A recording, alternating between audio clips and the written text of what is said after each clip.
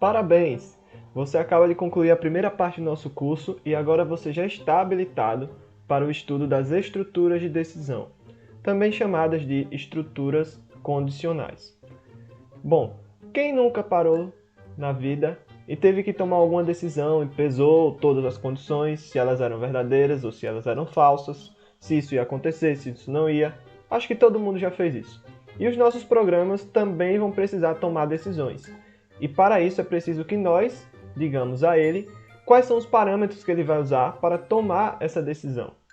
Então vamos ter um exemplo aqui, e provavelmente você já viu ele. Na primeira aula nós falamos sobre uma história chamada O Programador e o Supermercado. Nessa história, na primeira parte, a esposa dá uma instrução ao programador. Vá ao mercado e traga 1 litro de leite. Se tiver ovos, traga 6. Essa frase final, se tiver ovo, traga 6, é nada mais nada menos do que uma estrutura de decisão. Ou seja, o programador irá decidir se deve trazer 6 ou se não deve trazer. E para isso ele tem uma condição, que é se tiver ovos ou se não tiver ovos. Essa condição, sendo ela verdadeira ou falsa, irá implicar na decisão que o programador irá tomar. Aqui você deve estar vendo uma palavra muito engraçada. Essa mesmo. O se é um indicador claro de que a gente tem uma estrutura de decisão acontecendo. Então guarda essa palavrinha, ela é muito importante. O humor dessa história também reside justamente nessa frase e nessa estrutura, porque ao afirmar traga 6, a esposa não deixa muito nítido ao programador o que é que ele deve trazer. Isso a gente falou na primeira aula que é algo muito importante. Nós não devemos deixar ambiguidades no nosso programa. Mas eu vou acrescentar agora mais um cuidado que a gente deve ter, se juntando a esse de não deixar ambiguidades. Bom, a gente viu que programar é fabricar soluções. E eu vou acrescentar mais. Programar é fabricar soluções simples. Não entendam errado. Muitas vezes a gente entende a palavra simples como algo básico, feio, não funcional, ou que não tenha todas as funcionalidades que a gente quer. Simples, na verdade, é às vezes muito mais difícil do que fazer o complicado. Esse simples aqui está no sentido que a gente não deve complicar as coisas num programa de computador. A gente deve ser direto e eficiente, pois assim a gente vai economizar processamento e inúmeras coisas. Para ilustrar isso, eu separei uma história e depois a gente já vai partir para entender o que são estruturas de decisão nos nossos programas. Então, em uma fábrica no interior de São Paulo, essa fábrica era uma fábrica de pasta de dente, estava havendo um problema. As caixas que continham essas pastas estavam vindo sem o tubo com a pasta de dente, ou seja, sem esse tubo aqui. Bom, esse era um problema, porque isso só era descoberto quando essa caixa chegava no supermercado, a galera abria e, opa, surpresa, ela estava leve, não tinha nada dentro. Bom, logo quando essa reclamação chegou, então, a galera do setor de qualidade se juntou para resolver esse problema. Enquanto eles iam discutindo, um dos funcionários teve então uma ideia. Ele pensou, ora, por que a gente não coloca uma balança super sensível, fantástica, maravilhosa, supimpa, topada? E ela vai identificar, de acordo com a quantidade de caixas que vem, isso lido por um programa de computador, se ali há uma discrepância no peso esperado para aquela quantidade de caixas. Porque, é claro, se tiver uma vazia, vai dar mais leve, papai. E aí, se esse programa identificar que há uma caixa vazia, ele aciona um robô, primeiro para toda a linha de produção, aquele robô chega lá, tira essa caixa e depois continua tudo rolando.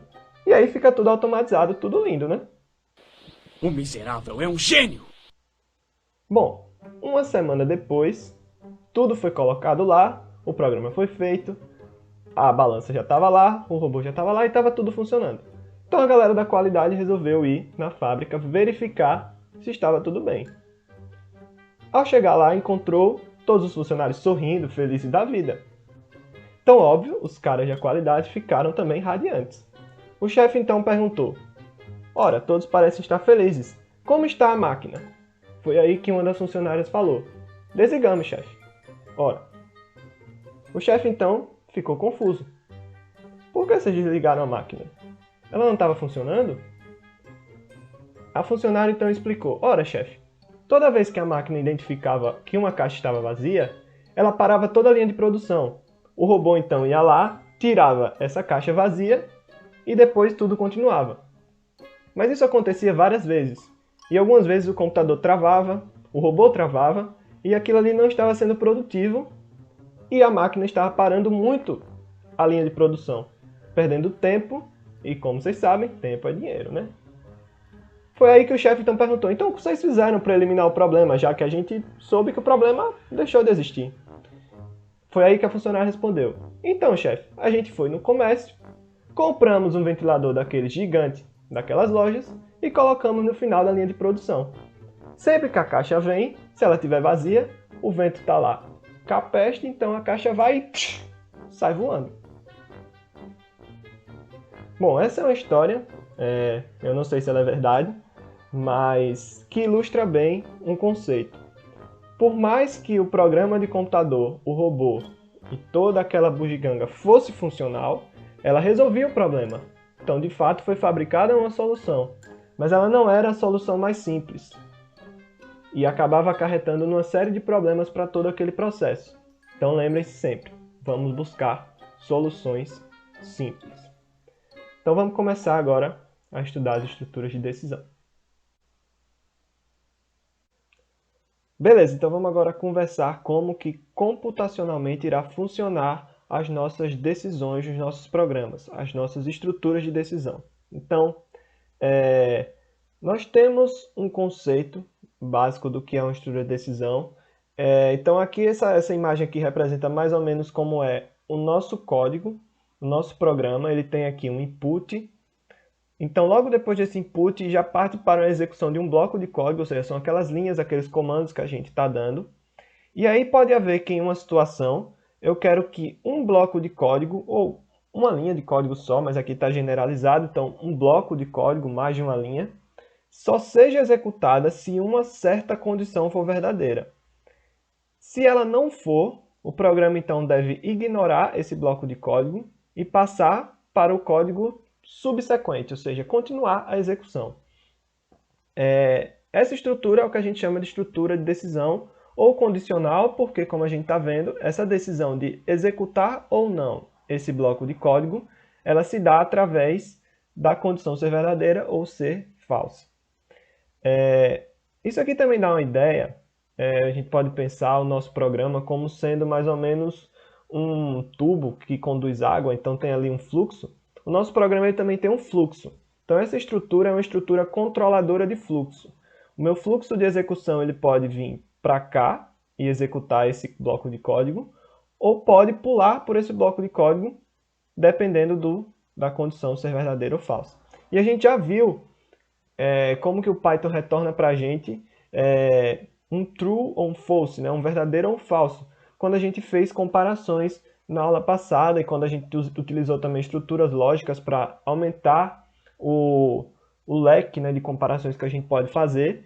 Então já dá para ver que a gente vai utilizar justamente essas comparações para fazer nossas estruturas de decisão.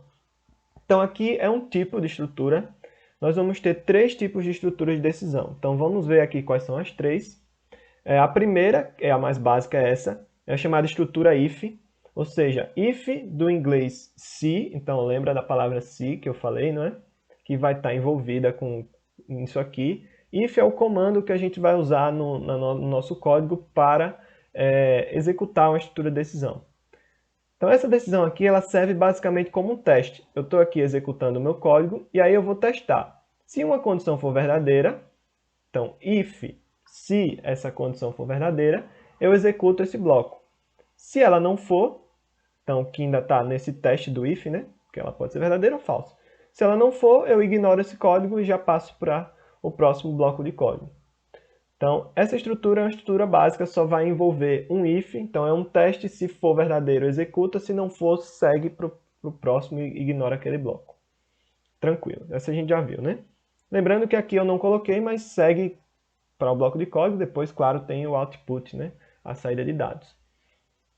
Bom, primeira estrutura, estrutura if. Segunda estrutura, Aí já vamos colocar mais um comando junto do if, que é o else.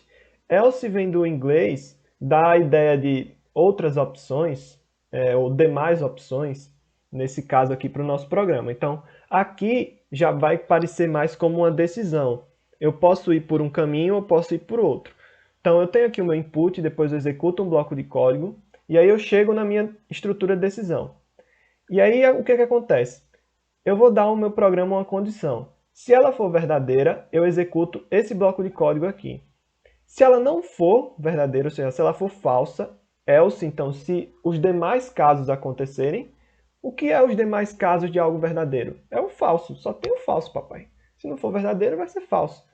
Então, se for falsa, ele executa o outro bloco de código e depois segue para cá. Então, aqui a gente está vendo bem que é uma decisão. O meu programa pode executar isso ou pode executar isso.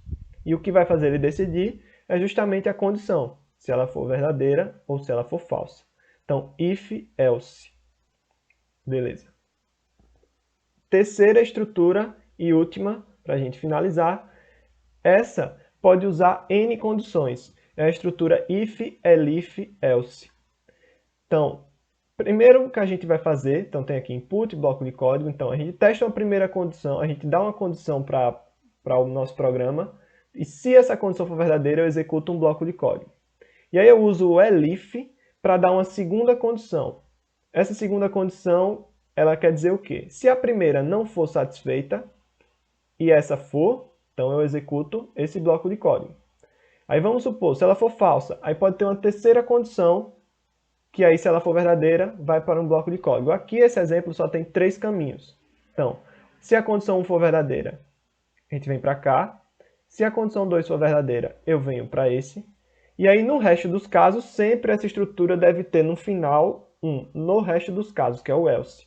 Ou seja, eu vou ter condição 1, condição 2, que são coisas fechadas, e depois um bloco de código para o resto. Ou seja, se não se encaixar na condição 1 ou na condição 2, eu executo esse bloco de códigos aqui no resto dos casos. E aí aqui eu tenho 3 opções para depois seguir para um novo bloco e depois para o output. Esse elif aqui eu posso repetir ele quantas vezes eu quiser.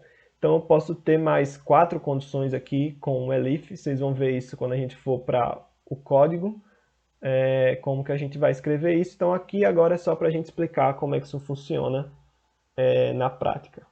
Então, na próxima aula, a gente vai ver a estrutura if, que é bem simples, é só um teste simples, e a estrutura if-elif, que é essa, if-else, né? Que é essa aqui que a gente viu aqui também. Então, nós vamos ver essa, depois essa, vamos aplicar elas também em alguns programas no próximo vídeo, depois nós vamos para o if, elif e else. Beleza? Então, até a próxima aula.